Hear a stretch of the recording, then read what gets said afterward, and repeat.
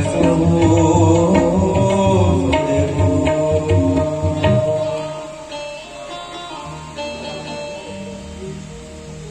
रामचंद्र भगवान की जय। जय जय श्री राधे।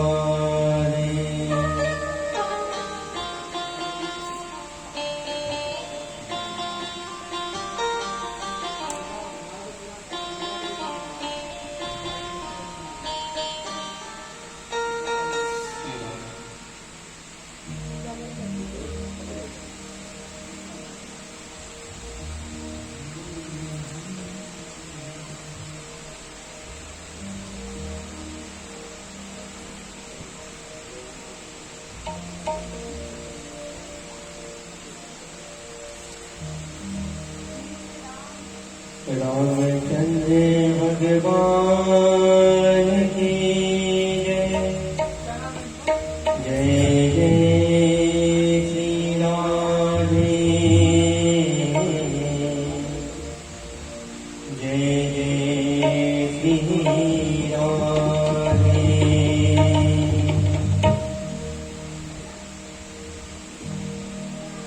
बोलो राम राम राम सीता राम राम राम। बोलो राम राम राम सीता राम राम राम। बोलो राम राम राम सीता राम राम राम। बोलो राम राम राम सीता राम राम राम। राम नाम हरि नाम कोई गाने आ जाते हैं राम मेरे बुलाते देख ले। बोलो राम राम राम सीता राम राम राम। बोलो राम राम राम सीता राम राम राम।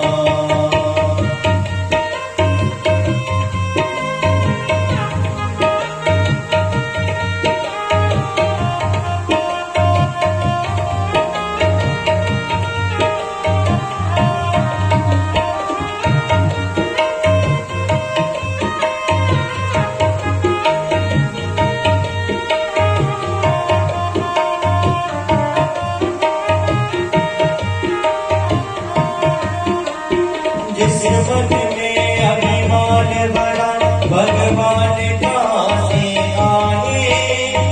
घर में धूप अंधेरा मेहमान कहाँ से आए। राम नाम की ज्योति कोई जला के देख ले। राम नाम की ज्योति कोई जला के देख ले। आ जाते हैं राम कोई बुला के देख ले। बोलो राम राम राम सीता राम राम राम। बोलो राम राम राम सीता राम राम राम। बोलिए रामचंद्र भगवान की जय।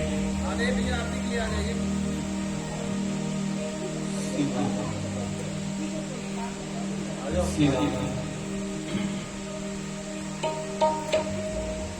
श्री राम श्री राम श्री राम।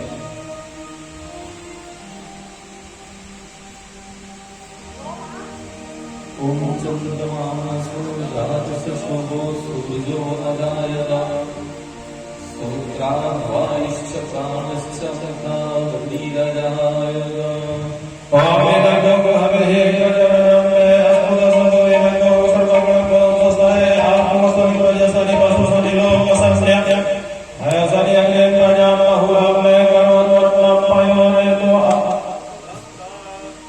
श्री हरिवंश महापुराण की है आरती। पापियों को वापस है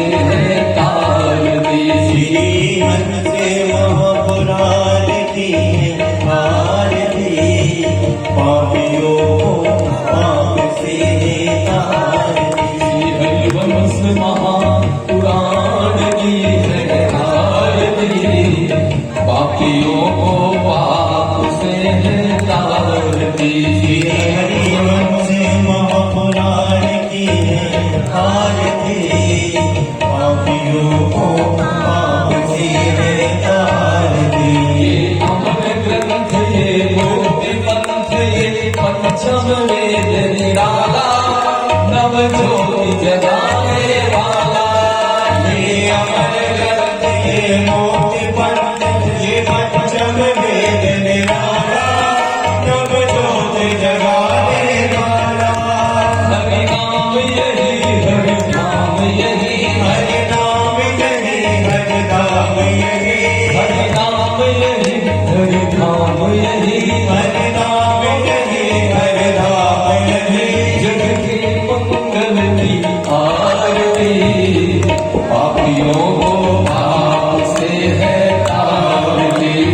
हरिवंश महापुराण की है आरती, पापियों को पाप से है तारती। ये शांति गीत पावन पुनीत पापों को मिटाने वाला, हरि दर्श कराने वाला।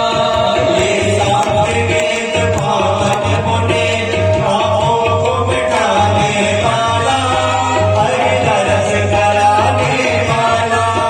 ये शांति गीत पावन पुनीत पापों को मिटाने वाला, हरि दर्श कराने वाला। ये शास्त्र वेद पावन पुनीत पापों को मिटाने वाला, हरि दर्श कराने वाला। ये सुख करनी ये दुख हरनी, ये सुख करनी ये दुख हरनी, ये सुख करनी ये दुख हरनी। ये सुख करनी ये दुख हरनी। श्री मधुसूदन की आरती, पापियों को पाप से है तारती। श्री हरिवंश महापुराण की है आरती, पापियों को पाप से है तारती। ये मधुर बोल सतपंथ ढोल सन्मार्ग बताने वाला, बिगड़ी को बनाने वाला। ये मधुर बोल जगपंथ बोल सन्मार्ग बताने वाला, बिगड़ी को बनाने वाला। ये मधुर बोल सतपंथ ढोल सन्मार्ग बताने वाला, बिगड़ी को बनाने वाला। ये मधुर बोल जगपंथ बोल सन्मार्ग बताने वाला, बिगड़ी को बनाने वाला। श्री राम यही घनश्याम यही, श्री राम यही घनश्याम यही, सीताराम यही घनश्याम यही। सीताराम यही घनश्याम यही। प्रभु की महिमा की आरती, पापियों को पाप से है तारती। हरिवंश महापुराण की है आरती, पापियों को पाप से है तारती।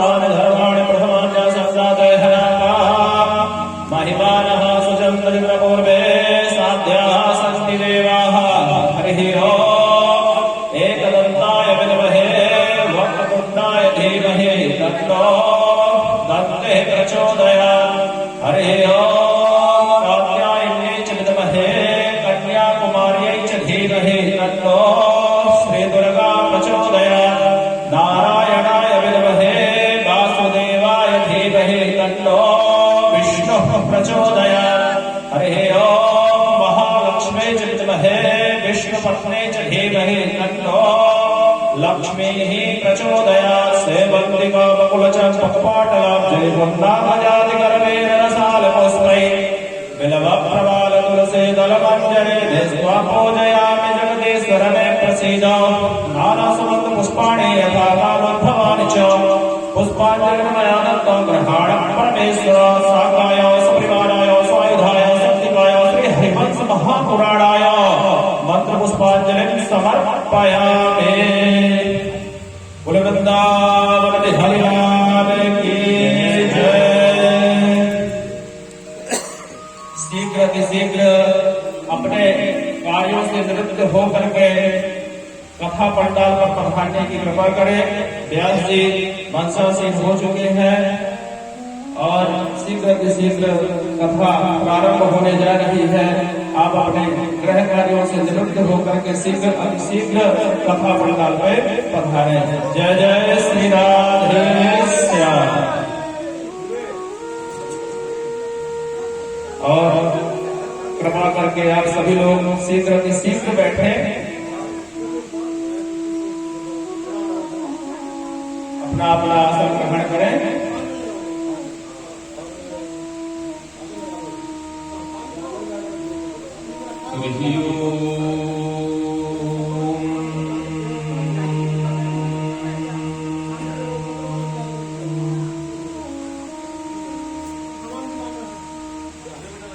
स्वस्ति श्रीमन्महाधिपतये नमः।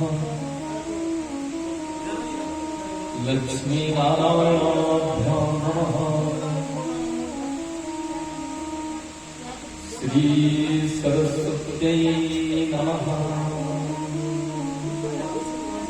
श्री सद्गुरु चरण कमलेभ्यो नमः।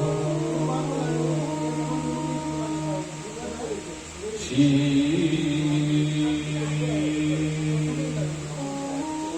राधाचरण कमलेभ्यो नमः।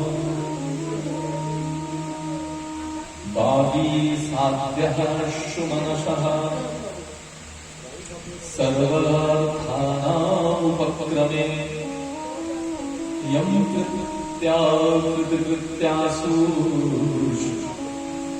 तं नमामि गजाननम्।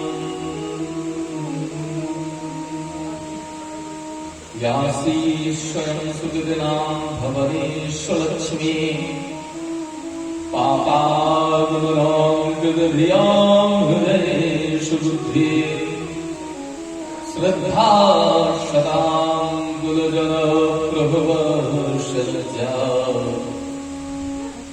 नाम त्वादास्मरिमालये विश्वं कस्तूरीतिलकं ललाटपटले वक्षस्थले कौस्तुभं नासाग्रे ब्रह्मोक्तिकं गरदले वेणुकरे कङ्गणम् सर्वाङ्गे हरिचन्दनं सुललितं कण्ठे च मुक्तावली धूपस्त्री परिवेष्टितो विजयते गोपालचूडामणि राम रामेति रामेति रमे रामे मनोरमे सहस्रनाम तत्तुल्यम् श्रीराम वरानने। असितगिरिसमं स्यात् तज्जलं सिन्धुपात्रे सुरतरुवरसालेखनी पत्रमुर्मि लिखति यदि रहि त्वां सारदा सर्वकालम् तदपि तव पुराणां नयामि। मनोजवं मारुततुल्यवेगं जितेन्द्रियं बुद्धिमतां वरिष्ठं वातात्मजं वानरयूथमुख्यं श्रीरामदूतं शरणं प्रपद्ये। परात्पर ईश्वर अकारण करुणा वाले भक्तवांछा कल्पतरु कदृत पीतांबर धारी जगत नियंता जगदाधार जगत उत्पत्ति के कारण हेतु भगवान श्री हरि को नमन करते हुए भगवान हनुमान जी की पावन सन्निधि में श्री हरिवंश महापुराण को नमन करते हैं। हमारे इस कथा के मुख्य यजमान श्री मामराज जी वंशल एवं योगेश वंशल जी और समस्त परिवार, विद्वद्गण, गंधर्वगण एवं समस्त भक्तिमती माताएं एवं ज्ञान स्वरूप श्रोतागण सभी के हृदय में विराजमान इस परमात्मा को नमन करते हुए आइए दूसरे दिन में हम लोग प्रवेश करते हैं। बड़े भाग्य मानुष तन पावा, सुर दुर्लभ सब ग्रंथ ही गावा। बहुत मुश्किल से बड़े भाग लिखा है, भाग्योदयी बहुजन में समर्थ देना। बहुत कई अनेक जन्म कि थोड़े थोड़े पुण्य जब इकट्ठे होते हैं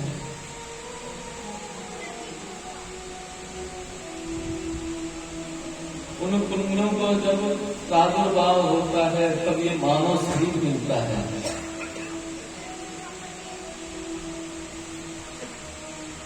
बड़े बड़े पुण्य, एक नहीं बड़े बड़े पुण्य। और हाँ, जब भगवान की महती असीम अनुकंपा होती है तब आपको ये कथा सुनने को मिलेगी।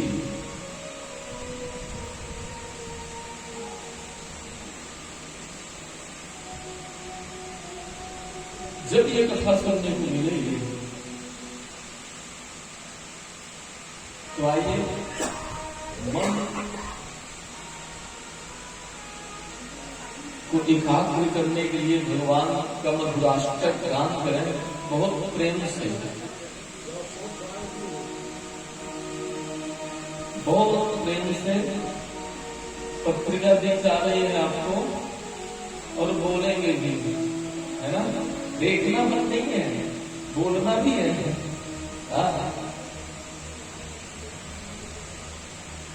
देखिए संस्कृत का एक अलग महत्व है।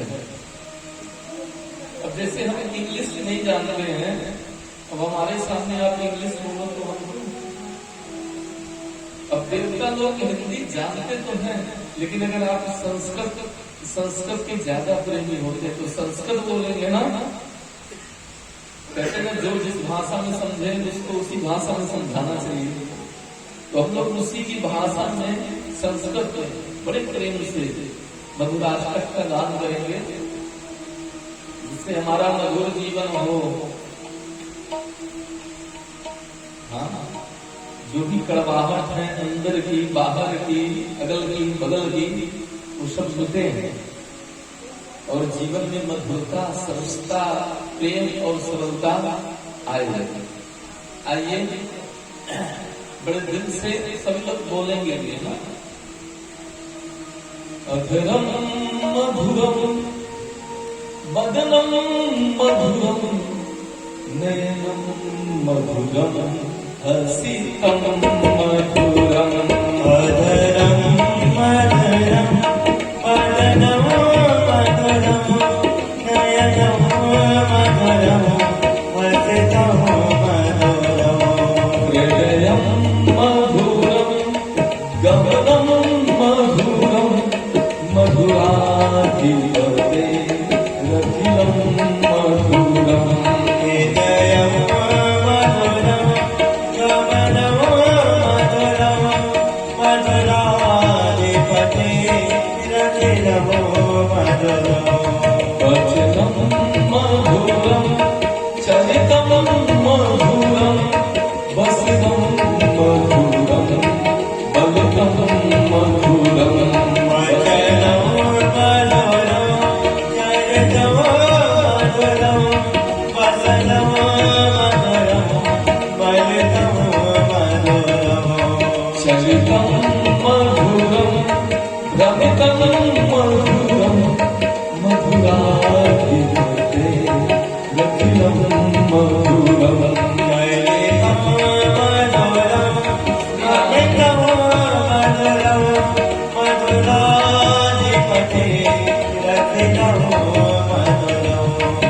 रेणुर्मधुरो रेणुर्मधुरा पाणिर्मधुरा पादौ मधुरौ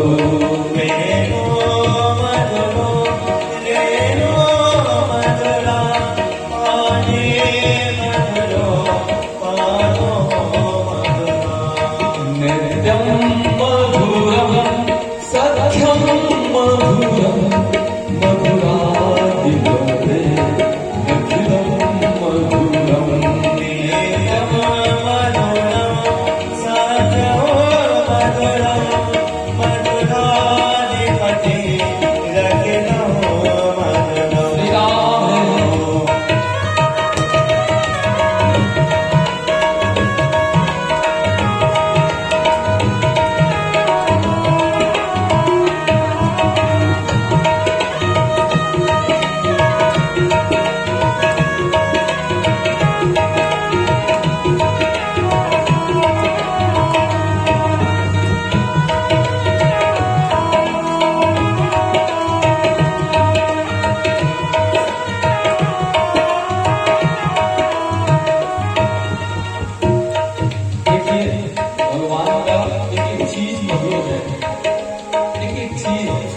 लेकिन उनसे जुड़ना पड़ेगा, बिना जुड़े नहीं बनेगी बात। अगर उनसे जुड़ जाएंगे ना, उनके हो जाएंगे ना, तो एक एक चीज पता चलने लग जाएगी हमें कैसे मधुर है ना। इसलिए मन को एकाग्र रखिए बड़े बड़े से गीतम मधुरम पीतम मधुरम भोक्तम मधुरम सोक्तम मधुरम गीतं मधुरं प्रीतं मधुरं भोक्तं मधुरं सोक्तं मधुरम् रूपम मधुरम तिलकम मधुरम मधुराधिपते रखिलं मधुरम रखिलं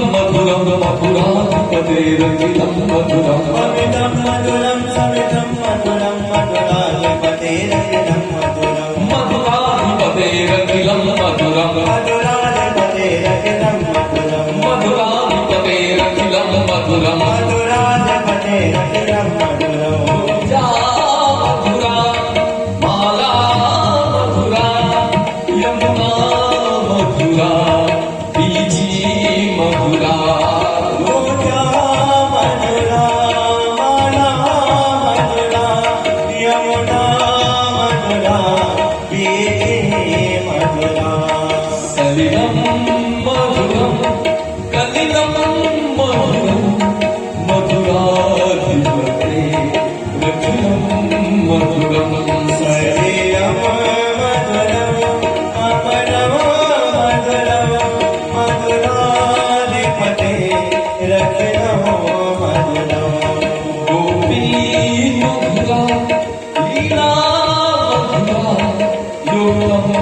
मधुरम भोक्तव्यम मधुरम मधुरा लीला मधुरा योगम मधुरम भोगम मधुरम दृष्टम मधुरम शिष्टम मधुरम मधुराधिपते दखिलम मधुरम श्रेष्ठम मधुरम श्रेष्ठम मधुरम मधुराधिपते रखिलम मधुरम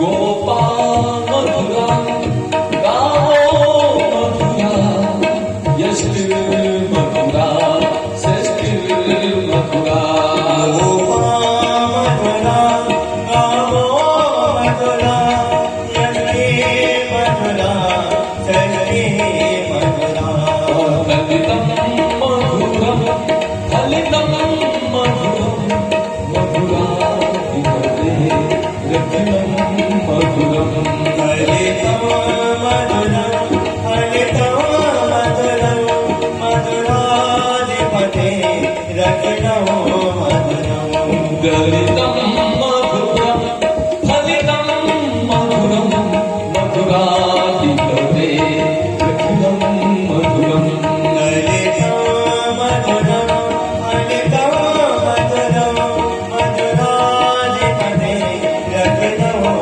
मधुरम मधुराधिपते रखिलम मधुरम मधुराधिपते रखिलम मधुरम मधुराधिपते रखिलम मधुरम मधुराधिपते रखिलम मधुरम आइए 2 मिनट नाम संकीर्तन करते हैं, फिर कथा में प्रवेश करेंगे। हे माधवा हे माधवा हे माधवा हे माधवा हे माधवा ताली हे से माधवा हे माधवा हे माधवा हे राघवा हे राघवा हे राघवा हे राघवा राघवा हे राघवा हे राघवा हे राघवा नारायण नारायण नारायण नारायण नारायण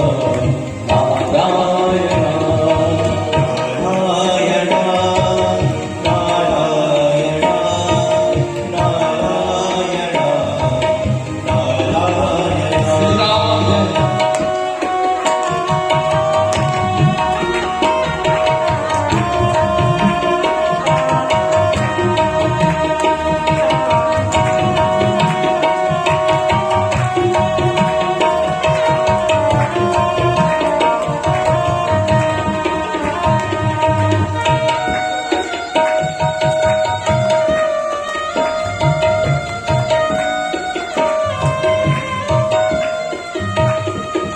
मनमोहना मनमोहना मनमोहना मनमोहना मनमोहना मनमोहना मनमोहना मनमोहना मधुसूदना मधुसूदना मधुसूदना मधुसूदना मधुसूदना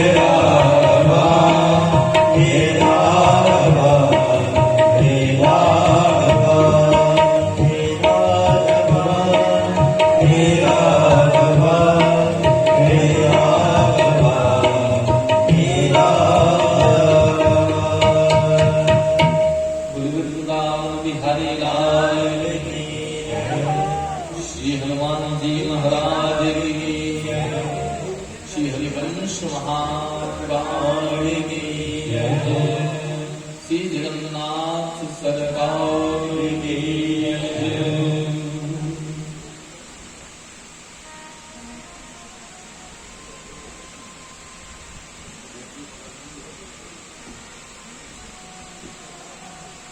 यतिर्याति संयाति वैदिर्विक्रमे चंद्रवंश में ही हमारे कन्हैया का जन्म हुआ है। चंद्रवंश बहुत बड़ा है। पायन जी कहते हैं कि राजन, अगर मैं चंद्रवंश का वर्णन करने लग जाऊं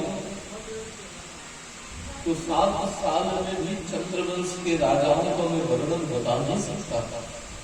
इतना बड़ा, इतना विशाल है। चंद्रमा के बुध हुए, बुध से पुरूरवा हुए,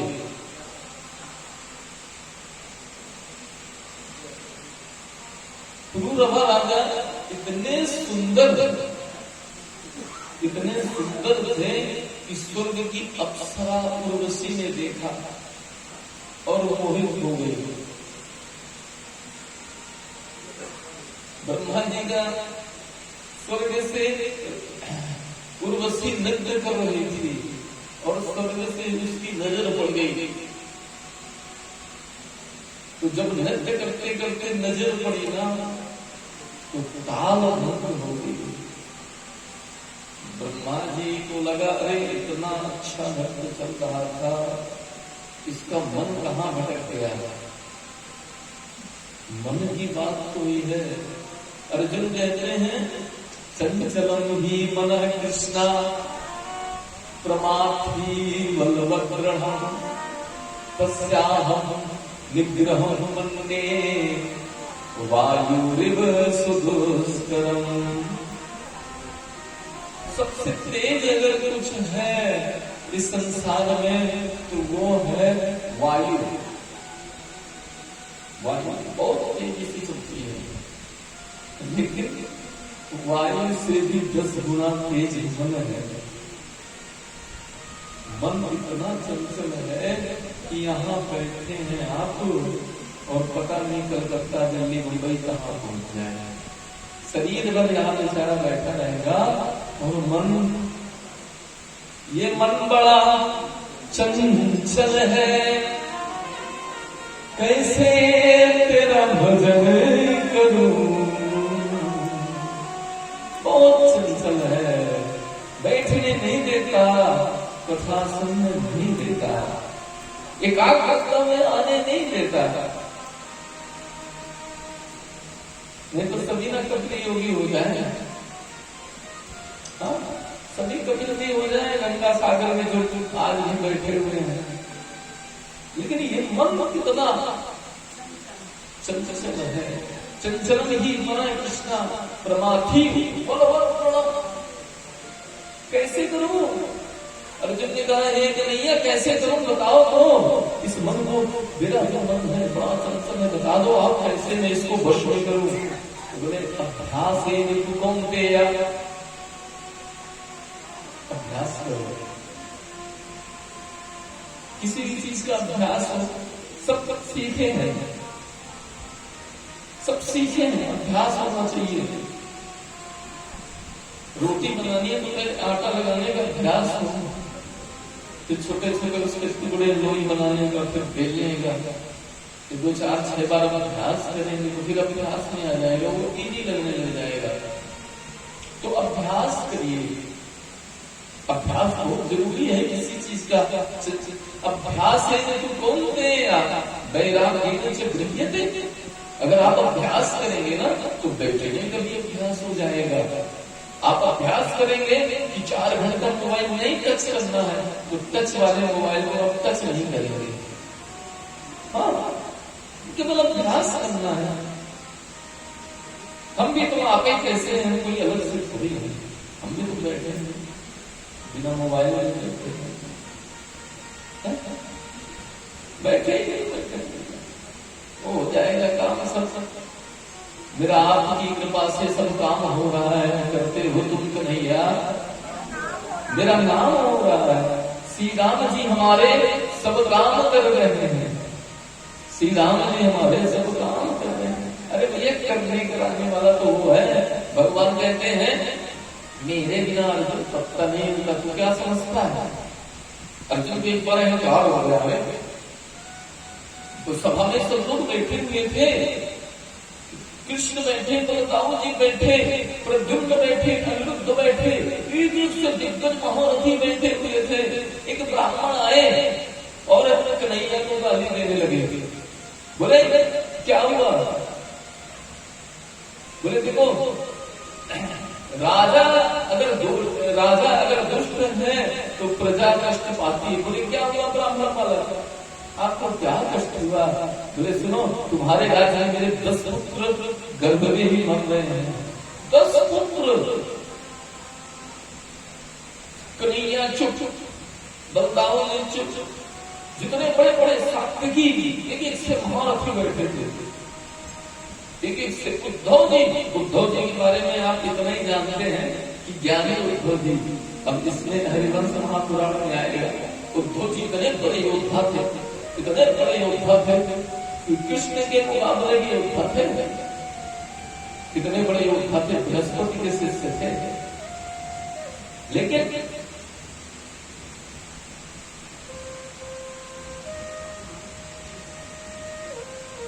अर्जुन ने कहा क्या हुआ ब्राह्मण?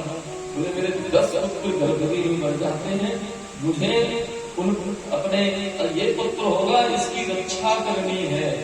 बोले चिंता मत करो, मैं रक्षा करूंगा। तो ब्राह्मण ने बोला आप कैसे रक्षा करोगे महाराज? यहाँ एक से दिग्गज बैठे हुए हैं, एक से धनुर्धर, एक से योद्धा बैठे हैं, आप क्या रक्षा करोगे?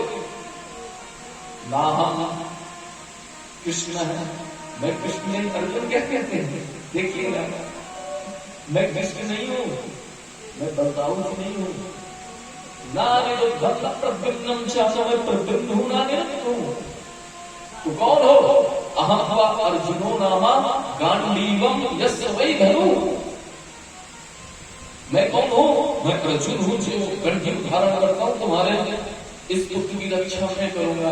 कन्हैया चुप चुप, कन्हैया चुप चुप शांत एकदम बैठ गए। अर्जुन गए, ब्राह्मण के साथ गए और अपने अस्त्र के द्वारा उस ब्राह्मण के घर को बांध दिया। अस्त्र के द्वारा जैसे ही बांधा और 10वां महीना आया, इस बार तो उस ब्राह्मण के गर्भ से ही बालक अदृश्य हो गया। अर्जुन को आज बड़ा पश्चाताप हुआ और अर्जुन ने कहा मैं अग्नि समाधि ले लूंगा। अग्नि समाधि के लिए अर्जुन तत्पर हो गए। आहा, जैसे ही अग्नि समाधि लेने लगे वैसे कहीं आ गया देखो अर्जुन, तुमको बहुत बड़ा अहंकार था। जो बलशाली व्यक्ति होता है, जिसके वास्तविक बल होता है, वो बहुत शांत बैठता है। जो असली धर्मवान होता है बिल्कुल शांत बैठता है, थोड़ी भी कोताही नहीं करता, उछलता नहीं, कूदता नहीं है। अब तो अर्जुन तो भगवान ने कहा चलो ये अर्जुन का घमंड तोड़ा। जाकर के शंकर भगवान से ऐसी जगह ले गए अर्जुन को कि जहां भगवान कृष्ण का बहुत बड़ा रथ था, बड़ा सुंदर, सूर्य से भी तेज रथ, उसका भी प्रकाश खत्म। चक्र सुदर्शन जो सेकंड के 100वें हिस्से के 100वें हिस्से में काम कर देता है, ऐसा तेज चक्र भी वहां संकर्षण भगवान के पास निस्तेज हो गया। फिर भगवान ने अपना तेज दिखाया और संकर्षण भगवान से ब्राह्मण के 10 पुत्र लाए। तो भगवान तो अपने भक्तों की हमेशा रक्षा करते हैं। आज ब्रह्मा जी का ताल टूटा, ब्रह्मा जी ने उर्वशी को श्राप दे दिया, जा तू जिसके कारण बनी है ना, तू 10 साल तक जाकर के पृथ्वी में रहेगी। तो वो आज उर्वशी पुरुरवा को देख के मोहित हो गई और आ गई पुरुरवा ने उनसे विवाह कर लिया। शर्त रखी, क्या शर्त रखी? 2 भेड़ लाई थी, भेड़ है। बोले ये मेरे पास से कहीं जाना नहीं चाहिए और मैं आपको कभी भी उजाले में बिना कपड़े के न देखूं, ऐसी भी शर्त रखी। इधर ब्रह्मा जी का श्राप पूरा हुआ और देवताओं को चिंता हुई कि हमारे स्वर्ग की अप्सरा उर्वशी को कैसे हमें मुक्त कराए, पृथ्वी लोक से कैसे लाए। तो एक गंधर्व ने कहा ऐसी ऐसी बात है, मुझे पता है उर्वशी ने कौन कौन सी शर्त रखी थी। 2 गंधर्व गए, एक ने एक भेड़ को चुराया, एक ने एक को। भेड़ चिल्लाने लगी, भेड़ जैसे चिल्लाई, उर्वशी ने कहा राजन देखो मेरी भेड़ को कोई ले जा रहा है। राजा बोले कोई बात नहीं, भेड़ ला देंगे। लेकिन उर्वशी ने बार बार आग्रह किया और राजा उठ के खड़े हुए। तभी एक गंधर्व ने क्या किया, पूरा प्रकाश कर दिया और बिना कपड़े के ही उर्वशी ने देखा और उसी समय ब्रह्मालोक में उर्वशी चली गई। ऐसे ऐसे राजा पर करे।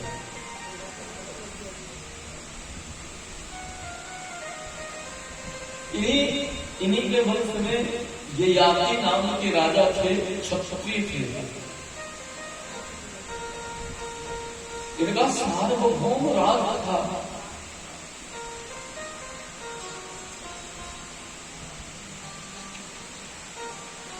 और जो राक्षस गुरु शुक्राचार्य जी की पुत्री से इनका विवाह हुआ। वैसे पायन जी ने कहा शुक्राचार्य जी तो ब्राह्मण थे और ये याति क्षत्रिय थे। महाराज ये समझ में नहीं आया, ब्राह्मण की कन्या का विवाह क्षत्रिय के यहाँ कैसे हुआ? ब्राह्मण कन्या का विवाह क्षत्रिय के यहाँ कैसे हुआ? तो बोले सुनो, हे जन्मेजय, बात जब की है कि गुरु शुक्राचार्य जी के पास महामृत्युंजय संजीवनी मंत्र था। महामृत्युंजय जानते हैं ना? आप लोग केवल मृत्युंजय जानते हैं, महामृत्युंजय अलग होता है। ओम होम ह्यूं स्वाहा, ओम भूर्भुवः स्वाहा, ओम त्र्यंबकं यजामहे सुगंधिं पुष्टिवर्धनम् उर्वारुकमिव बन्धनान् मृत्योर्मुच्छीय मामृतात्। ओम स्वाहा भुवा भूर्भुवः स्वः ह्रीं ओम ओम। इस 6 प्रणव का महामृत्युंजय मंत्र है। इसमें भी कई प्रकार के हैं, 52 प्रकार के हैं महामृत्युंजय। ये तो 6 प्रणव का बताया। प्रणव का मतलब है ओम, 6 ओम का मंत्र है। 4 ओम के भी है, 2 ओम के भी है। तो महामृत्युंजय शुक्राचार्य ने मृत संजीवनी इसको कहा गया है। कैंसर इत्यादि लोग कोई वेंटिलेटर में पड़ा है, अगर इसका अच्छे से जाप यजन पूजन कराया जाए तो बहुत लाभकारी होता है। लेकिन हाँ, किया शुद्धता से जाना चाहिए। उसको जो जानने वाले ब्राह्मण होते हैं वही कर पाएंगे, जब ही फल मिलेगा। क्योंकि मंत्र सिद्धे मंत्र सिद्धे मंत्र सिद्धिस्त सही बचा। मंत्र की सिद्धि आज भी है, लेकिन मंत्र की उपासना करना पड़ेगा। मंत्र की भागवत जी ने एक प्रसंग आता है कि जब कल ब्रह्म हत्या लगी थी ना, उसको बताया था, तो विश्वरूप जी एक त्वष्टा ने केवल करना कहा था, गुस्सा आ गया उन्होंने, हवन किया। अब क्या कहते हैं, मंत्र शुद्धि का देखिए तो कितना बड़ा। इंद्र सब गुस्सा आ गई, क्रोध आ गया। इसलिए कहते हैं क्रोध में कोई काम नहीं करना चाहिए, बहुत समझ के। हाँ, इंद्र सत्रो तेज ओ लगा दिया, 2 की मात्रा, इंद्र सत्रो। लगाना क्या था, इंद्र शत्रु। इंद्र का शत्रु, इंद्र को मारने वाला प्रकट हो। अब समझ नहीं लगा, इंद्र शत्रु, इंद्र से मरने वाला प्रकट हो। एक अक्षर में ऊ और ओ में फर्क हो गया है। एक अक्षर में तो मंत्र की शुद्धि भी होना बहुत जरूरी है। मंत्र शुद्धि मदद बढ़ाना, ये भी भक्ति है। जो मंत्र का जाप करते हैं ये भी भक्ति है। मंत्र जाप मम दृढ़ विश्वासा षष्ठम भगति सुवेद प्रकाशा। ये जो मंत्र जपते हैं, जो पूजन होता है, ये भी एक बहुत बड़ी भक्ति है। मंत्र शक्ति। आज शुक्राचार्य जी बहुत बड़े ज्ञानी हैं, तो देवताओं ने बृहस्पति से कहा कि प्रभु शुक्राचार्य जी तो देखिए, शुक्राचार्य जी और बृहस्पति दोनों देवलोक में रहते थे। दोनों देवलोक में रहते थे। बृहस्पति जी का जो स्वभाव था बिल्कुल सौम्य था, शांत था, लेकिन शुक्राचार्य जी थोड़ा तेज थे, तेज। तो दोनों में गुरु बनाने की स्थिति आई। गुरु किसको बनाई? सभी देवताओं ने कहा देखिए ऐसा है, शुक्राचार्य कभी भी श्राप दे देते हैं, बड़ा क्रोध है और कोई भी निर्णय ले लेते हैं। तो बोले ऐसा करके हमारे जो बृहस्पति जी हैं वो बहुत शांत हैं, सौम्य हैं, सरल हैं, ज्ञानी हैं, तपस्वी हैं, श्रेष्ठ हैं, धर्मनिष्ठ हैं, कर्मनिष्ठ हैं, योगनिष्ठ हैं, ध्याननिष्ठ हैं, ज्ञाननिष्ठ हैं। इनको बनाया है। समस्त देवताओं ने बना दिया, शुक्राचार्य को गुस्सा आ गया। अच्छा देवताओं, मैं तुमको स्वर्ग में राज नहीं करने दूंगा, चलो देखता हूं। स्वर्ग लोग को छोड़ दिया, यहाँ पृथ्वी लोग पर आ गए, एक एक से मंत्रों की सिद्धि करी। आप कथा सुनते हैं, शुक्राचार्य ने इतने बड़े बड़े राजाओं को जीवित किया, दैत्यों को इतनी बड़ी बड़ी शक्तियां लगाई, इतनी बड़ी, जितनी मंत्र शक्तियां सब शुक्राचार्य की उपज है, जितने यंत्र मंत्र परतंत्र तांत्रिक विद्यालय हैं सबके शुक्राचार्य अधिष्ठाता तपस्वी। अगर कोई चिढ़ जाता है ना, जब गुस्सा आ जाती है, जब अपमान हो जाता है, जब परिहास हो जाता है, जब उपहास हो जाता है, तो व्यक्ति उस चीज में और बल देता है कि मैं और तपस्या करूंगा। पृथ्वी लोक पर आकर के शुक्राचार्य ने और तपस्या करनी शुरू कर दी। वही शुक्राचार्य जी की जो कन्या थी सर्वनिष्ठा, तो देवताओं ने कहा शुक्राचार्य जी हम बार बार राक्षसों को मारते हैं, शुक्राचार्य जी उनको जीवित कर देते हैं, उनके पास मृत संजीवनी है, लेकिन हमारे जो देवता मरते हैं उनको हम जीवित नहीं कर पाते हैं। तो वो जो शुक्राचार्य जी के पास मृत संजीवनी विद्या है उसको हम लोग के ऊपर भी थोड़ा सा वो किया जाए प्रयोग, तो हमारे समस्त देवता जिंदा हो जाए। या जो भी कुछ होता है,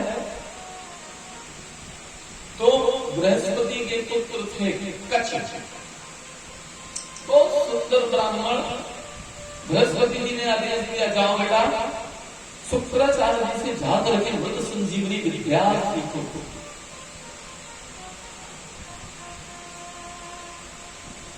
जो कच्छ नाम के ब्राह्मण थे आए, उन्होंने अपना परिचय भी बताया है कि शुक्राचार्य कभी नहीं सिखाते।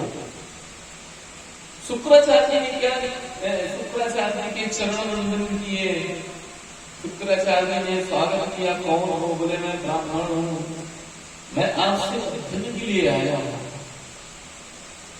हमारे यहाँ की परंपरा है, वैदिक संस्कृत सनातन धर्म की एक परंपरा है। अब तो किताबों में विद्या आ गई है, पहले श्रुति कहा जाता था। श्रुति सुन करके कोई लिखाई नहीं होती थी, कोई पढ़ाई नहीं होती थी, विद्यार्थी केवल सुनते थे और वो याद हो जाता था। वेदों को बोला जाता है श्रुति, सुन करके। इतनी मेधा शक्ति थी, इतनी तीव्र बुद्धि थी, सुन करके विद्यार्थी पढ़ते थे। अरे हमारी लोग पढ़े हैं 96 से लेकर के 2000 तक 2000 विद्यार्थी थे। आपका लगभग आधा काटावादी आ जाएगा। 8 किलोमीटर की एक विद्यालय था, 8 किलोमीटर का पूरे घेरे में। हम लोग कितने थे? 5000 विद्यार्थी थे। 96 की बात कर रहे हैं। अध्ययन होता था। गुरु जी लोग सुबह सुबह 4 बजे उठा देते थे। गुरु परंपरा से निकले हुए हैं। एक शब्द चूक जाए ना तो ऐसे डंडे पड़ते थे। आज तो टीचर लोग, मास्टर लोग उन्हीं की क्लास लग जाएगी। उन्हीं की क्लास लग जाएगी। वहां कोई नहीं था। 2000 गुरु जी पतला डंडा बिल्कुल सूखा हुआ मारते थे। आज भी डंडे के निशान पड़े हैं। क्या है? ये हमारे यहाँ की वैदिक परंपरा है, वैदिक सनातन ज्ञान है। आज कच्छ ने विद्या सीख ली, लेकिन क्या हुआ कि कच्छ ने क्या किया?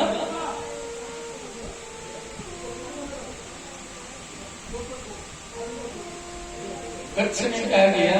बोले वृंदावन बिहारी लाल की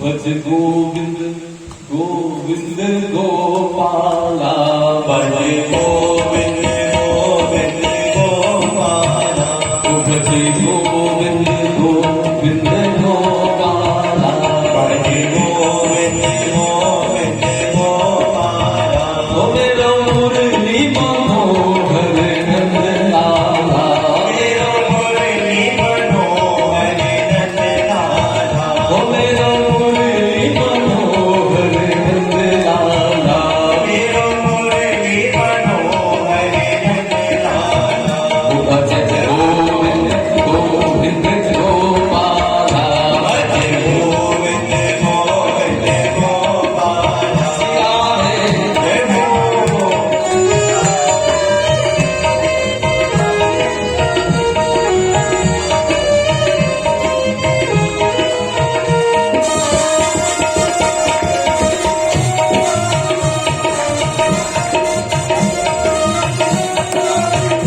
बलिहारी जावे ब्रजवाला, बलिहारी जावे ब्रजवाला, ओ बलिहारी जावे ब्रजवाला, बलिहारी जावे ब्रजवाला, भज गोविंद गोविंद गोपाला, भज गोविंद गोविंद गोपाला, ओ मेरे मन विच बस गयो मुरली माला, मेरे मन विच बस गयो मुरली माला, ओ मेरे मन विच बस गयो नंद लाला, मेरे मन विच बस गयो नंद लाला, भज गोविंद गोविंद गोपाला, भज गोविंद गोविंद गोपाला,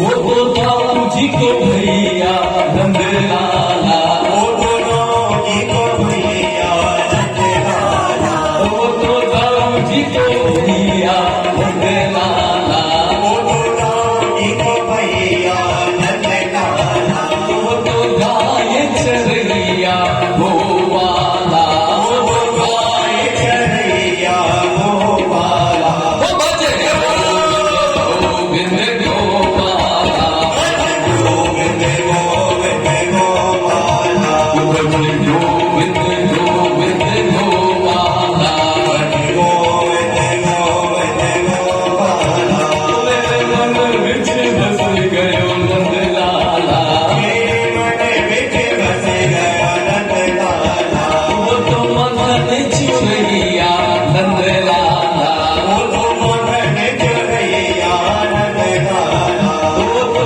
मदन चुरैया नंद लाला, ओ तो मदन चुरैया नंद लाला, वो तो चीर चुरैया गोपाला, ओ तो चीर चुरैया गोपाला, वो भज गोविंद भज गोविंद गोविंद गोपाला, भज गोविंद गोविंद गोपाला, भज गोविंद गोविंद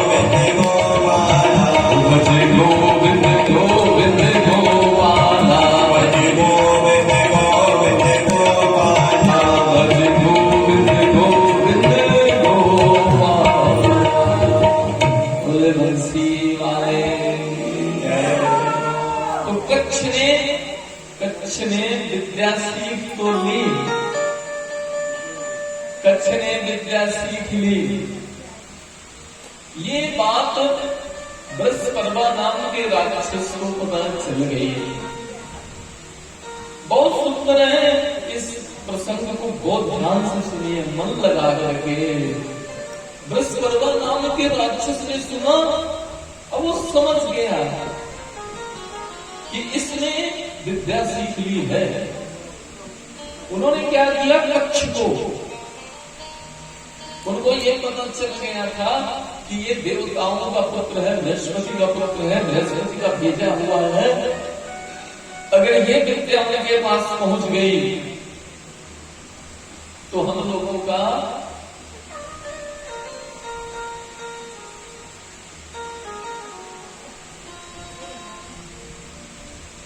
हम लोगों की तरह ही देवता भी जीवित हो जाया करेंगे। तो उन्होंने क्या किया, बृहस्पति ने अपने सैनिकों को बुलवा करके और कच्छ को मार दिया। जब मार दिया तो जो उनकी पुत्री थी सर्वनिष्ठा देवयानी, गुरु शुक्राचार्य की देवयानी, उसने कहा अपने पिताजी से कच्छ कहाँ है। शुक्राचार्य ने कहा बेटी मुझे तो पता नहीं, आप पता करिए। शुक्राचार्य ने अंदर ध्यान लगा के देखा तो पता चला कि उसको तो एक गड्ढे में मार के गाड़ दिया गया है, एक गड्ढे में मार के गाड़ दिया गया है। अब देवयानी रोने लग गई।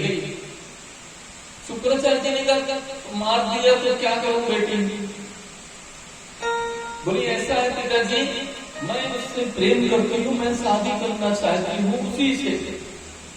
बोले अच्छा, मैं चाहती हूँ कि वो उसको आप जिंदा करिए। आपके पास क्या है, मृत संजीवनी मृत्युंजय मंत्र है, कथा समझिए। मृत संजीवनी है। आज एक पिता ने अपनी पुत्री देखी, बेटे की बात भले न माने लेकिन पुत्री की बात पिता जरूर, हाँ एक बार मना कर सकते हैं बेटे को, लेकिन पुत्री के लिए आज शुक्राचार्य ने गए, उनके उसको निकाला शव को और पुनः मृत संजीवनी से जिंदा करते रहे। अब देवयानी और शुक्राचार्य के पास रहने लगे। देवयानी ने कहा सुनो, अभी तुमको बृहस्पति नाम के राक्षस ने मार दिया था और मेरे पिता ने तुमको जिंदा किया है और मैं आपसे विवाह करना चाहती हूँ। शुक्राचार्य कच्छ ने कहा देखो ऐसा है, आप मेरी गुरु की पुत्री हो और गुरु और शिष्य का तो पुत्र जैसा संबंध होता है, अतः आप तो मेरी बहन हो गई, इसलिए आप मेरी बहन हो, मैं आपसे विवाह नहीं कर सकता। और कच्छ जाने लगे तो देवयानी ने श्राप दिया, जाओ तुम्हारी विद्या जो है मृत संजीवनी ना ये विसर जाए, भूल जाए। अब क्या हुआ, जैसे ही कच्छ फिर गए तो इस बार क्या किया, बृहस्पति नजर रखे हुए था, क्योंकि बृहस्पति को चिंतन थी अगर ये कच्छ जो है बृहस्पति का पुत्र है, अगर इसने विद्या सीख ली तो हम लोग की पराजय निश्चित है, देवता को चिंता करता रहेगा, ये तो मृत संजीवनी विद्या है, कोई मरेगा ही नहीं। अब उसने क्या किया कि आज फिर कच्छ को इस बार क्या किया, देखिए कथा कितनी सुंदर है, हाँ कितनी सुंदर। इस बार ना जला करके राख हड्डी वड्डी सब इधर उधर फेंक दी, कुछ राख बची थी। लेकिन देवयानी ने फिर अपने पिताजी से कहा इस बार जो राख और हड्डी बची थी ना, शुक्राचार्य ने उस मृत संजीवनी विद्या से पुनः जिंदा कर दिया। अब कच्छ ने शुक्राचार्य से पूरी बात बताई कि ये मेरी बहन है और इससे रिश्ता होता है, मैं इससे विवाह नहीं कर सकता। तब तो शुक्राचार्य ने कहा ठीक है, तो विद्या का श्राप उन्होंने दिया था और आज कच्छ ने भी श्राप दिया, जाओ मेरी विद्या में तुमने बाधा किया, मैंने इतने सालों तक गुरु मुख से अध्ययन किया और तुमने उसको श्राप से मेरी विद्या भुला दी, तो मैं भी तुमको श्राप देता हूँ कि तुम्हारा जो विवाह है वो कभी ब्राह्मण कुल में नहीं होगा। आज की बात उसी बृहस्पतिवार की बेटी सखियां स्नान करने नदी में गई। अब वो राजा की पुत्री, वस्त्र जो थे बड़े अच्छे अच्छे वस्त्र, पहले के वस्त्रों में चांदी सोना इत्यादि भी लगा रहा करता था। ये गुरु पुत्री थे, इनके थोड़ा कमजोर थे। अब क्या हुआ कि स्नान करने नदी में गई। स्नान करते करते क्या हुआ कि शंकर भगवान और पार्वती जी उसी मार्ग से निकल गए। और मार्ग से जैसे ही निकले, भगवान को देख करके समस्त सखियां लज्जा हो गई और जल्दी से जाकर के कपड़े पहन लिए। लेकिन क्या हुआ कि देवयानी के शर्मिष्ठा के कपड़े देवयानी ने पहन लिया और देवयानी के शर्मिष्ठा ने होता है, जल्दी जल्दी में भूल चूक होती है। लेकिन शर्मिष्ठा जो थी वो राक्षस पुत्री थी, थोड़ा ताकत थी, दोनों में बातचीत हुई। देवयानी थोड़ा कमजोर, जैसे ही शर्मिष्ठा को गुस्साई, भला बुरा कहा और एक धक्का दिया तो जाकर के कुएं में, और समस्त सखियों को लेकर के आ गई। बोले इसको मरने दो। हाँ, ये आज की बात नहीं है, पहले भी ऐसे होता था, पहले बहुत कुछ होता था। आज वालों को कुछ पता ही नहीं क्या क्या होता था। तो शर्मिष्ठा जब चली आई तो उसी मार्ग से ये आती राजा निकले जो यदुवंश के राजा थे। यदुवंश के राजा जैसे निकले तो आवाज कर रही थी, घोड़े की आवाज जैसे उसके कानों में आई तो उसने कहा तुम कौन हो। अब ये आती राजा ने अपना घोड़ा रोका और कुएं में देखा तो वो एक कन्या थी, तो उसको हाथ पकड़ के निकाला। तो पहले की ये परंपरा थी जिसका हाथ पकड़ लेते थे ना, उसका व्रण हो जाता था। तो ये आती ने तो अपना कर्तव्य निभाया, लेकिन देवयानी ने कहा प्रभु अब मैं आपकी पत्नी हो गई, मैं आपकी पत्नी हो गई हूं और मुझे ऐसा ऐसा कच्छ का श्राप है।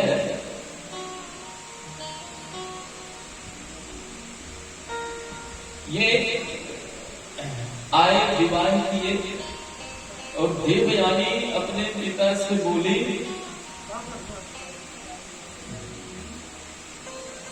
देवयानी अपने पिताजी से बोली कि सुनिए, मेरे जो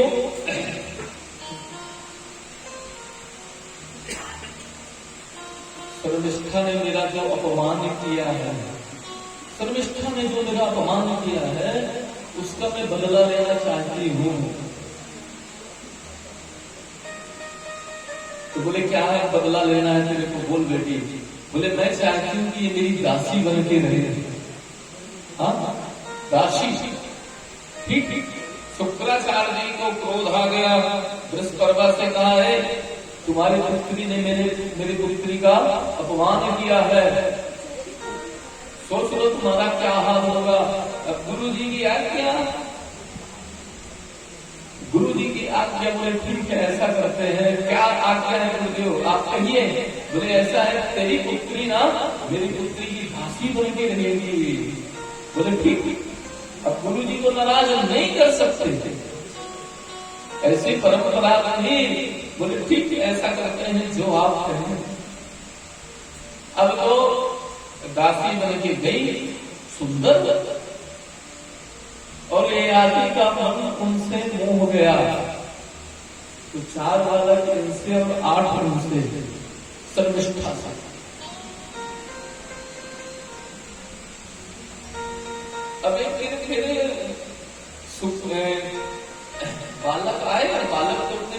पास आएंगे। देवयानी ने कहा ये किसके पुत्र हैं? तो राजा ने बताया। अब देवयानी फिर अपने पिता के पास गई। पिता ने कहा क्या हुआ बेटी? बोले ऐसी ऐसी बात हुई तो याति को श्राप दे दिया, जाओ तुम बुढ़े हो जाओ। क्या श्राप दे देते हैं? तो याति ने कहा ऐसा है, आपने श्राप तो दे दिया है लेकिन आपकी बेटी अभी तो जवान है। तो ऐसा है तो फिर अपने पुत्रों से अपनी आयु मांगो, फिर जवान हो सकते थे। ऐसी भी व्यवस्था थी। ये कथा क्यों सुनाई जा रही है? इसमें बहुत बड़े बड़े सार हैं। ऐसी भी व्यवस्था थी कि एक बालक अपनी 100 साल की 1000 वर्ष की आयु जो ना अपने पिता को भी दे सकता था। ये हमारे यहाँ का मंत्र विज्ञान है। ये हमारे यहाँ का मंत्र विज्ञान है जो आजकल साइंस नहीं दे सकता है। 100 रुपए का पंचांग, खरबों रुपए का नासा का क्या सिस्टम लगता है, वो सब बराबर है कि नहीं? 100 रुपए वाले में भी 10 वर्ष के 18 मिनट में सूर्य ग्रहण होता है कि नहीं? और नासा जो खरबों रुपए का है, कितने मशीन लगे हैं, उनके में भी वही निकलता है। तो हमारा तो 10 रुपए वाला पंचांग ही कितना महत्वपूर्ण है, लेकिन हम उस पंचांग को भूलते जा रहे हैं। हम उस संस्कृति को भूलते जा रहे हैं। देखिए कितनी बड़ी व्यवस्था है एक 10 रुपए के पंचांग में। एक ये जो बीएड करते हैं ना, वो बीएड करते हैं। हाँ, उसमें हमने भी किया है। उसमें देखा हमने, मैं काले की शिक्षा पद्धति। अरे मैं काले की क्या शिक्षा पद्धति पढ़ते हो? पता है क्या है? भारत को अंग्रेज लोग कैसे शासन की? उन्होंने देखा कि भारत में गुरुकुल कितने अच्छे चलते हैं। गुरुकुल से हमारे समाज का उत्थान होता था। गुरुकुल से ऐसे ऐसे ओजस्वी तेजस्वी ज्ञाननिष्ठ कर्मनिष्ठ जो समाज में हमारे प्रचार करते थे, समाज को दृढ़ बनाते थे। बोले ऐसा है गुरुकुल की परंपरा खत्म करनी चाहिए। अंग्रेजों की नीति थी, मैं काले की नीति लाए, मैं काले की नीति ला करके हमारी गुरुकुल की जो परंपराएं थी उसको खत्म किया। फिर दूसरा क्या देखा? दूसरी बहुत अच्छी चीज देखी है, इतने मजबूत कैसे होते हैं? पहले महाराणा प्रताप जी को देख लो आप, तो 10 फुट के यहाँ बता रहे थे, कहाँ बता रहे थे, कहीं कोई बता रहे थे कि महाराज जिनकी 80 किलो की तलवार होती थी, 250-300 किलो का पूरा वजन लेकर के चलते थे, वो कैसे रहे होंगे? 250 किलो के 100-200 किलो तो स्वयं गिरे होंगे। और फिर जो घोड़ा हुआ तो दौड़ता था घने, तो 7-7 दिन तक कंटिन्यू युद्ध चलता हो। तो अंग्रेजों ने एक रिसर्च किया कि भारत वाले इतने बलशाली कैसे होते हैं, इतने पुष्ट कैसे होते हैं। पता किया तो पता चला कि हमारे यहाँ पहले मिट्टी के बर्तन में भोजन बनता था, है ना? मिट्टी के बर्तन में जगन्नाथ जी में आज भी बनता है। रिसर्च हुआ, बोले अरे ये जो मिट्टी के बर्तन है ना, इनको हटा करके सिल्वर के पहुंचाया गया है। ये जो सिल्वर के बर्तन है ना, ये स्वीट पॉइजन है आपके घर में, ये धीरे धीरे घुलता है। इसी से फिर नेत्र रोग, पेट रोग और जितने रोग होते हैं अंदर के डायबिटीज सब मान लीजिए इसी से सिल्वर से होता है। जो कुकर होता है ना, प्रेशर कुकर, ये सब पूरे इन्हीं से होते हैं, इन्हीं से रोग फैलता है। हाँ, इसमें जगन्नाथपुरी जी की दाल एक बार पहुंच गई। आपके साइंटिस्ट हैं कहा, कटक में, भुवनेश्वर में है, अच्छे वैज्ञानिक है, हमको नाम नहीं पता। वहां ले जाकर के उसका चेकअप करो उस दाल का। तो जो वैज्ञानिक थे बोले इधर जो ले गया था, बोले ये जानते हो जगन्नाथपुरी की दाल है, जगन्नाथपुरी की दाल है, ये 7 दिन तक खराब नहीं होगी। हम लोग तो सड़ा हुआ प्रेशर कुकर में कोई भोजन थोड़ी होता है, प्रेशर कुकर में कोई भोजन नहीं बनता है, वो तो सड़ता है।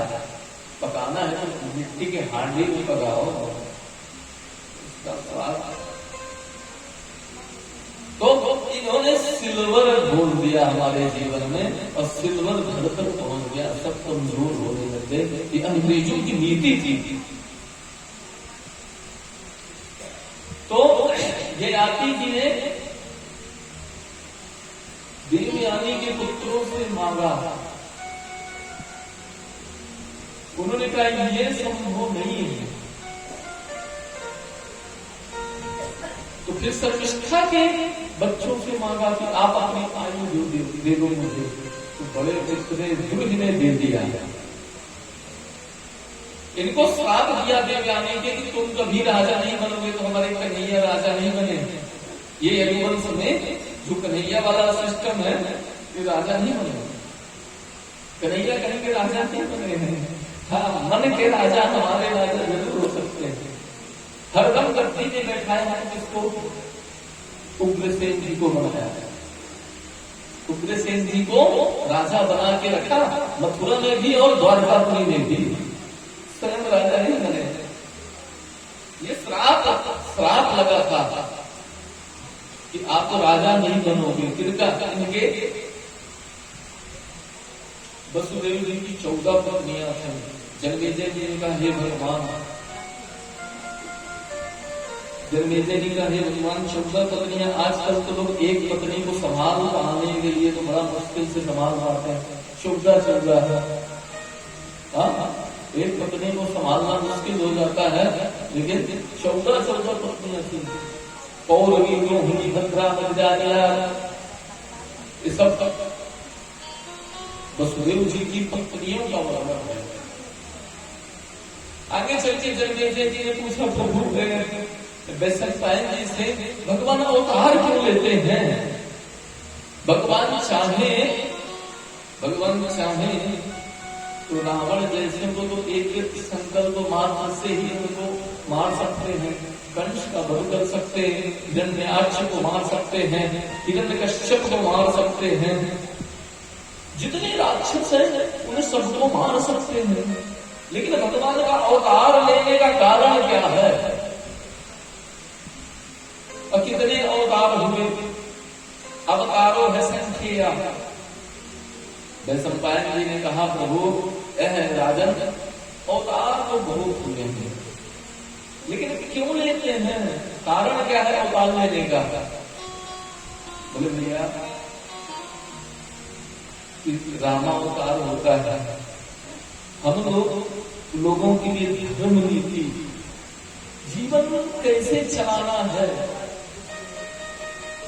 जीवन में कितनी व्यवस्थाएं होती हैं। देखिए, पिता की आज्ञा, पिताजी के 3 वचन थे। राम को 14 वर्ष का तापस देश विशेष उदासी 14 वर्ष राम वनवासी। उसमें विशेष उदास रहे, हिंसे ही नहीं। वरदान की वो तो देखिए, राम जी हंसे नहीं, विशेष उदासी, और जंगल में रहे, तापस वेश में रहे। अच्छा, राम जी का चरित्र देखिए कितना सुंदर है। क्या कोई कमी थी?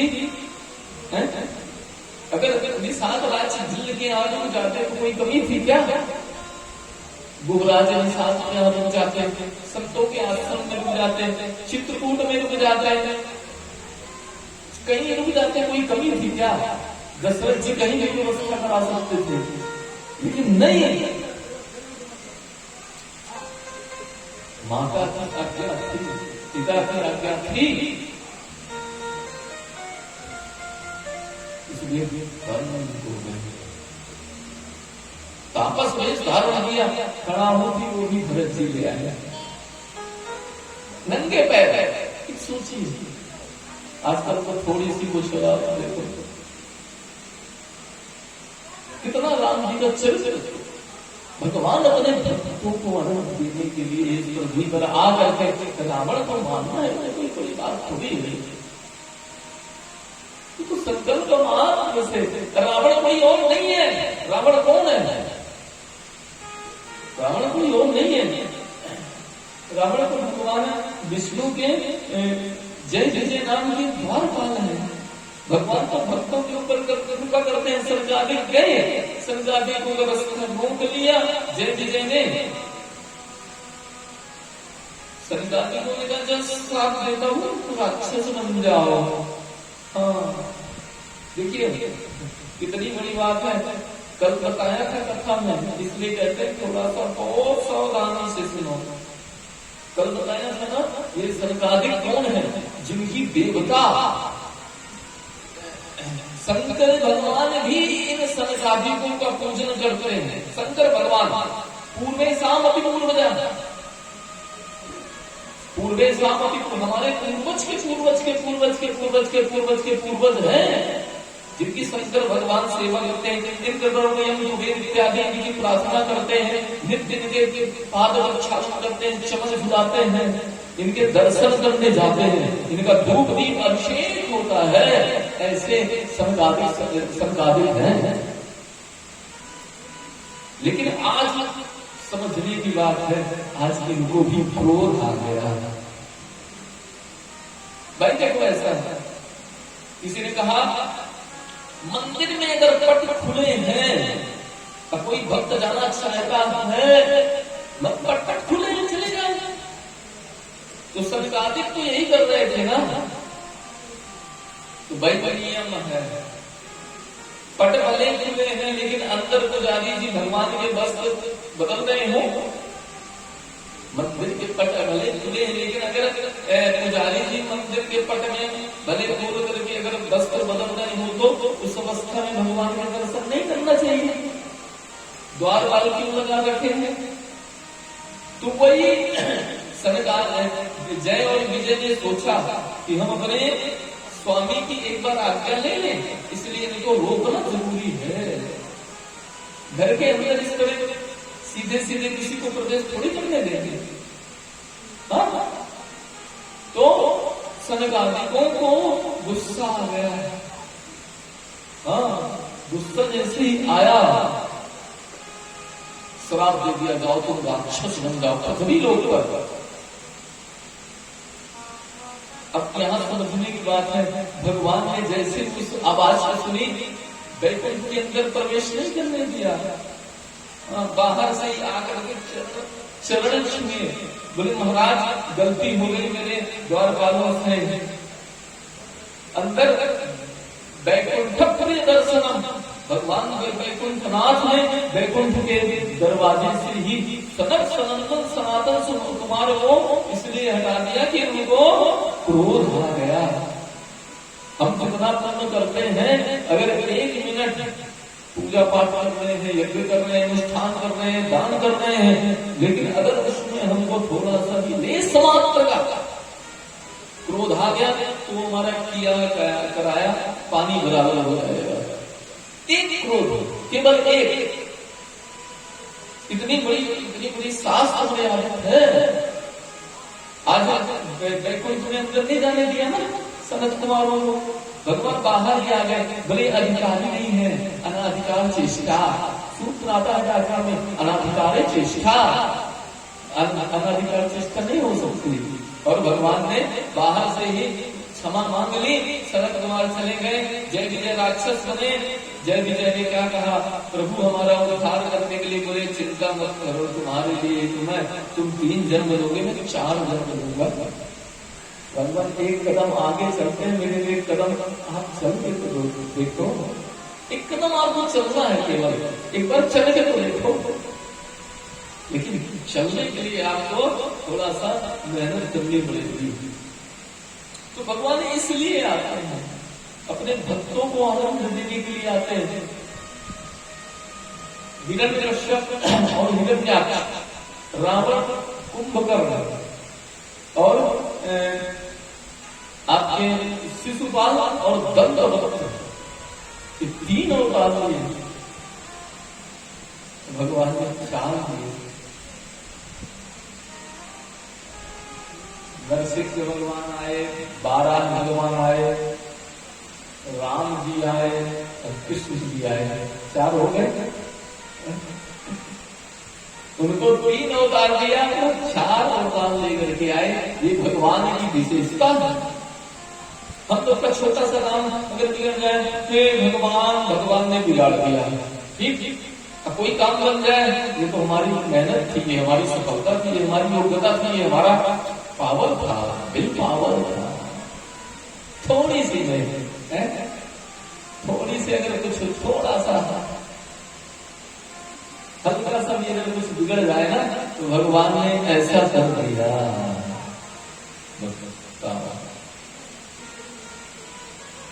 ये नहीं सोचेंगे कि उसने हमको कितनी अच्छी स्थिति में रखा, हमारी क्या स्थिति, हम कहां से कहां आ गए। तो अवतारों का विशेष प्रयोजन बताया कि अवतारों का प्रयोजन यही है कि भक्तों के साथ आनंद लेना है। एक बार वैकुंठनाथ में लक्ष्मी जी शरण वंदन करती थी नारायण जी के। आजकल भी करते हैं क्या? पतिदेव के चरण दबाते हैं, जानते नहीं होंगे। शरण वंदन करनी थी, शरण वंदन। तो लक्ष्मी जी कौन है? कमलजा है, कमलजा। उससे भी किससे? कमल की पत्ती जो होती है ना, उससे भी मुलायम है। तो उतने मुलायम लक्ष्मी जी के हाथ और धीरे धीरे दबा रही थी। भगवान कहते और धीरे से दबाइए, दर्द हो रहा है। अब और धीरे कर दिया लक्ष्मी जी, कहा प्रभु और धीरे करो, फिर और धीरे कर दिया। बिल्कुल भी जब हल्के से टच भी करें ना, स्पर्श करें, तो लक्ष्मी जी से बोले भगवान बहुत दर्द हो रहा है। लक्ष्मी जी ने कहा हे प्रभु, आप ये बताइए, आप इतने बड़े बड़े राक्षसों को कैसे संहार कर लेते हैं? मेरे तो यही नहीं समझ में आया कि आप इतने बड़े बड़े राक्षसों को संहार कैसे करते हैं, जब आपके मेरे जैसे सुकोमल के स्पर्श से दर्द होता है। तब तो लक्ष्मी भगवान ने कहा तो ये भी बता देंगे कैसे संहार करते हैं। आज भगवान प्रहलाद जी को बचाने के लिए जब नरसिंह रूप को धारण किए, नरसिंह रूप धारण किए, तो त्रैलोक कंपायमान हो गया, दिगंतर कंपायमान होने लगे, पृथ्वी कांपने लग गई, समस्त देवता निकहा आज ही हृदय है, इंद्रादिक ब्रह्मा इत्यादि देवता डर गए। भगवान का इतना क्रोध था, भगवान कहते हैं मुझे कुछ भी कह दो,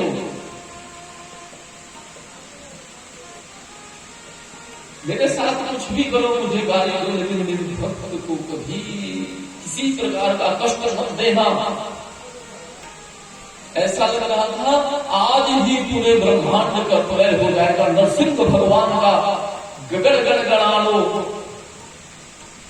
खम्भथारो है, बड़ा विशाल वर्णन है। ऐसा लग रहा था मानो आज प्रलय हो जाएगा।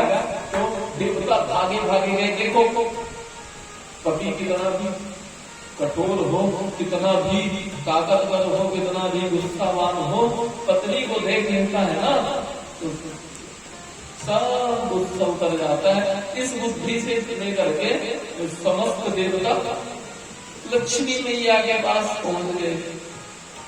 बोले क्या हुआ देवताओं, बोले मैया आज तो पृथ्वी पर प्रलय आ जाएगा और आप ये हमारी रक्षा कर सकती हैं। बोले कैसे रक्षा करूं? बोले जो आपके पति देव है ना,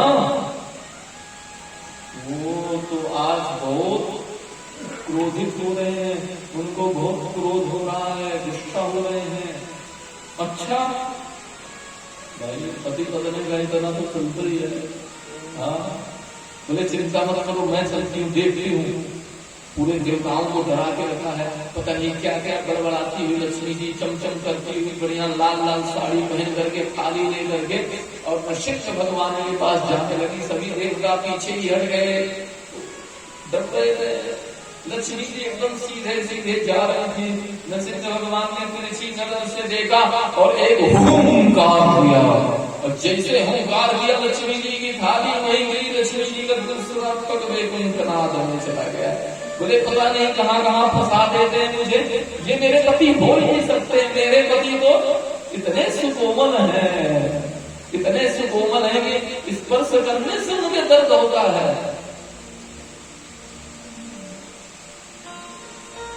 नारद जी ने कहा ये बताओ किसके कारण गुस्सा आया भगवान को? कौन है निमित्त, कौन है? बोले प्रहलाद जी। तो बोले लक्ष्मी जी क्या कर लेंगी? प्रहलाद जी को ले जाओ। आज भगवान ने प्रहलाद को देखा और गोद में बैठाया और अपने सबसे भगवान कहते हैं मन भक्ता यत्र गायन्ति प्रतिष्ठा नारदा। इस तरह मैं, मेरे भक्त जहां गाते हैं मैं वहीं बैठता हूं, मैं वहीं बैठता हूं। मेरे पास कुछ नहीं है, मैं इतना प्रेम लक्ष्मी से भी करता हूं। ऐसा तो लक्ष्मी को भी नहीं मिला, कभी ठाकुर को अपनी गोद में नहीं बैठाया जो आज प्रहलाद को, जगत नियंता जगदाधार, जगत के स्वामी हमारे प्रहलाद जी को बैठा करके उनको संस्कार। इसलिए हम कहते हैं भक्त हेतु अवतरण गोसाई,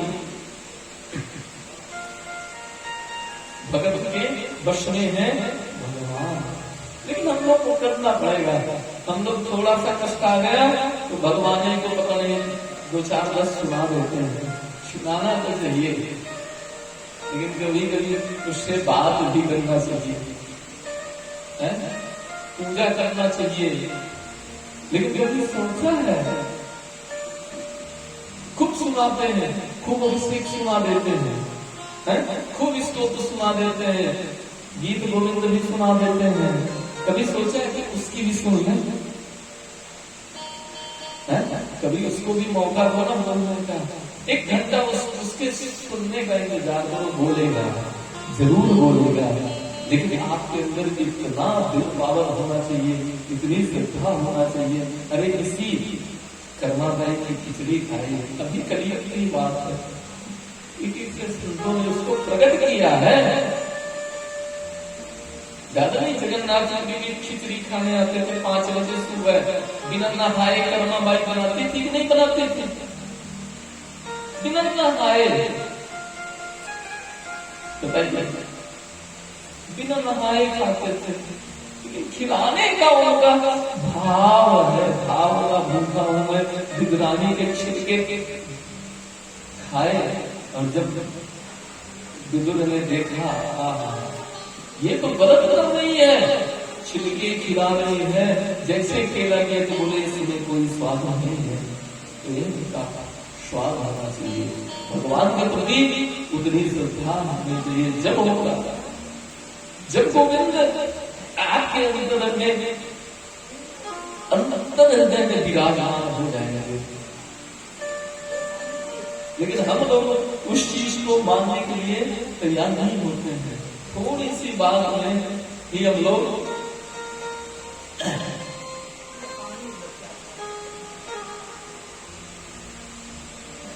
अरे उसको अपने अंदर बैठा लो। वृंदावन बिहारी लाल की। और ठाकुर जी से एक चीज कहा करो, दर्द दिल की दवा दीजिए। बोलो, दर्द दिल।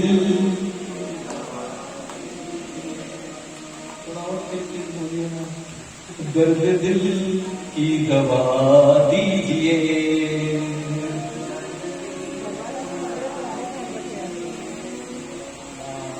अभी नहीं आवाज आ रही है। हो मुझको अपना बना लीजिए, मुझको अपना।